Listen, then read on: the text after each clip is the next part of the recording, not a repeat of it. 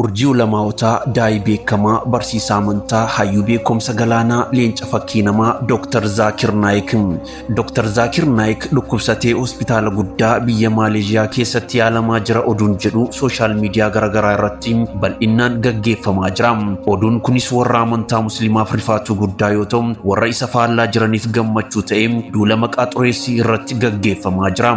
Daa'ii beekamaan keenya Dr. Zaakir Naayik yeroo ammaa kana keessatti nagaa akka jiru dhukkubbiin homtuu akka isa hin dhukkubne akkasumas oduun sooshaal miidiyaa gubbaa irratti deemaa jiru oduu sobaa akka ta'e maatiin isaatii fi abukaatoon isaa obbo Abkaaraaddiin kan jedhamu himuun namoota biyya Maaleeshiyaa keessatti addunyaadhaaf duula maqaa xureessii kana isa irratti banan himannaan akka isaan irratti banamu abukaatoon Dr. Zaakir Naayik dubbatee jira. Kanaafuu Dr. Zaakir Naayik nagaa isaa jira. Oduun sooshaal miidiyaa sobaadha. Maatiin isaas nagaadha.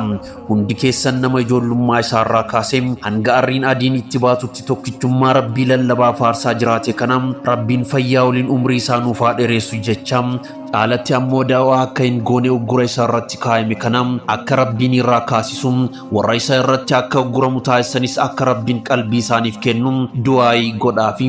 Dr. Zaakir Naayik seenaa isaa akka bal'inaan isiniif fidu koomentii fi laayikiin na agarsiisa. Odeeffannoo isa dhugaa fi haqaa qofa argachuu fi mana gurbaa qaxaleef miseensa ta'a. Peejii akkaawuntii TikTokaa mana maxxansaa fi beeksisaa kuus jedhu kana foloo gochuus hin dagatinaa.